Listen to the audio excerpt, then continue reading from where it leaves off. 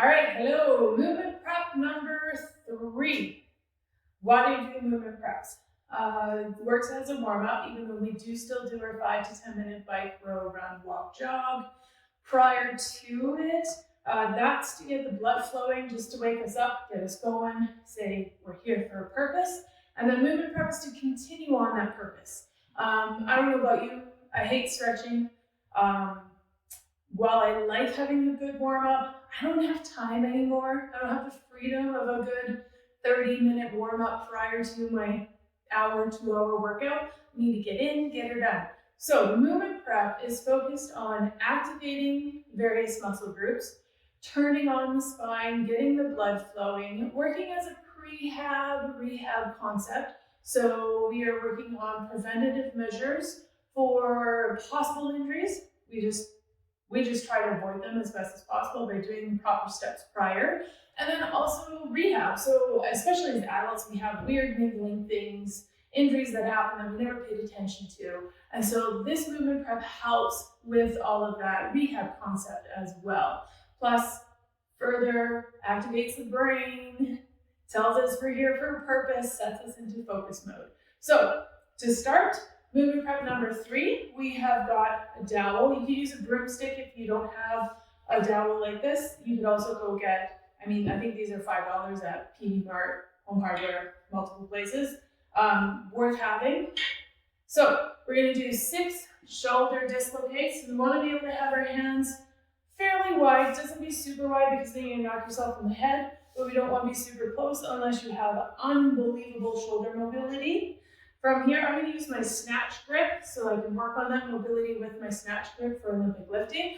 I'm going to go for 6 front to back shoulder dislocates. Now, you might find that you cannot do the full rotation backwards. Totally fine. When I first started learning these, I could only go to here. And so that's the point. If you watch yourself in a mirror, we want to be able to keep our shoulders back and down. And as we're going through, we only go to the point where then we have to manipulate some way or another to come around. So if it is only to the top point, that's okay. We're working within our available range of motion. And then our next one is going to be an around the world, also known as figure 8s. So same hand grip, same positioning. We're going to maybe widen it just a little bit. And we're looping or wrapping our arms around our head. 6 times in both directions, trying to keep those arms long and straight. So there's a little bit of tricep activation. And we're going in through that. Now, to carry on the entire plan of upper body stuff, we're going to go into a sideline T-spine opener. So what we're doing is we're going onto our sides. We want to get down onto the ground. Hips are at 90 degrees, knees are at 90 degrees. Shoulders underneath us, head is resting, and our shoulders are stacked, hands are facing each other. The key here, keeping the knees connected and keeping them driving into the ground as the top arm opens up and back and forth. We're trying to get to where that arm is all the way around. I'm trying it from this side. Here you can see my weak side. So from here, knees connected, 90-degree hips and knees, rotating through. Exhaling as we open up and trying to get, so this is the goal. Back arm flat on the ground, big open T-spine, but the knees need to stay connected to the ground. So that's your trick, that's your focus. Now we're gonna move into, 5 of those per side. Then we're moving into scapular rotations. So movement prep 2, we did retractions. Now we're going to do rotations. We're going to go for 10 total, 5 in each rotational direction. I feel like this is going to be our best angle. So hands in knees position, knees underneath hips, hands underneath shoulders. From here, we're actually rotating our shoulders around. So you want to try and imagine, opposite direction stuff. You want to imagine it's actually the spine that is doing the movement. Kind of like the piston on train wheels, right? So the spine is actually activating or driving that rotation, not so much the shoulders. The shoulders are playing into it. Muscularly, someone's going to counter and say, well, it's all the shoulder muscles doing the work, but use the spine as your focus point. All right, then from here, we're going to do kneeling. You can go sitting kneeling or tall kneeling, your choice.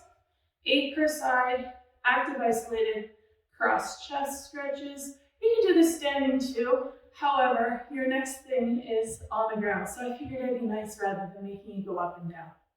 So we're going to do 8 on each side. Wrist to wrist connection is what we're going for.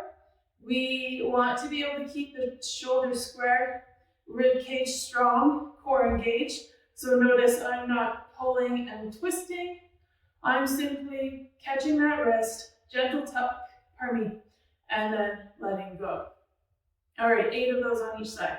And here's our kneeling thing on the ground. So if you have a mat or a knee pad, ab pad like this, you're gonna grab it. If you have a mat, I suggest folding it in half. If you have nothing except for a great big bulky sweater, fold it up. There you go. So we're gonna go into half kneeling runner stance. So ankle underneath knee, knee underneath hip, kind of like a 90-90 position. And I'm gonna show you from this angle. So from here, if my right knee is down on the ground, my right arm is reaching up nice and high, I'm going to activate through that glute of my right butt. I'm going to squeeze, pushing the hip forward, and reaching nice and high with that extended arm. So it looks a little interesting, but we're going to get a really nice stretch from the hip down into the knee socket. We'll go from an angle here. So this one is 8 on each side.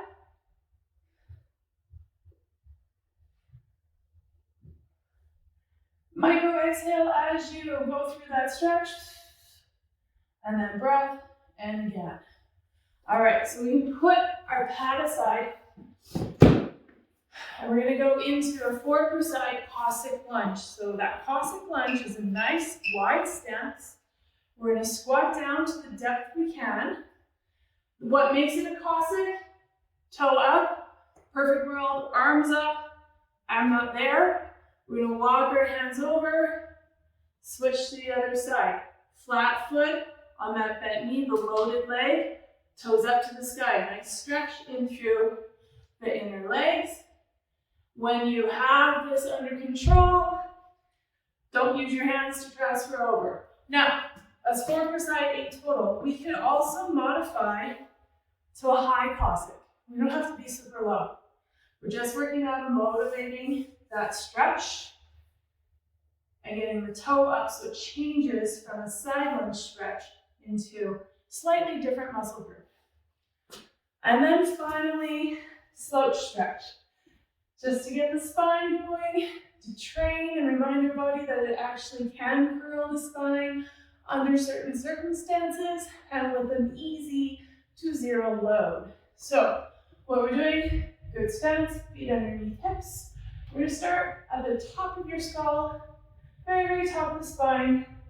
We're gonna depress the chin and then roll. One vertebrae at a time. All the way down, as far as you can. And then here's the fun part, one vertebrae at a time from the base. All the way up.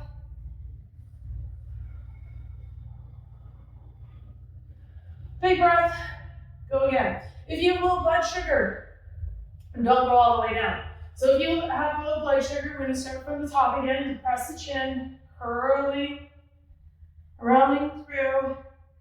And you are going to know your breaking point. Most low blood sugar people are here. And then you're gonna curl back up and all the way up, looking forward.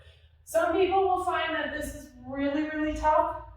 So we're gonna work on the top portion, curl until you feel the ribs crunch in, and then coming back up. And that's it. So we're just working on flexion in through the spine, getting things moving, getting blood flowing. And that's it. So that's your movement prep number 3. Have fun. Do it at least twice a week. And we'll see you in the next round. All right? Have a good one.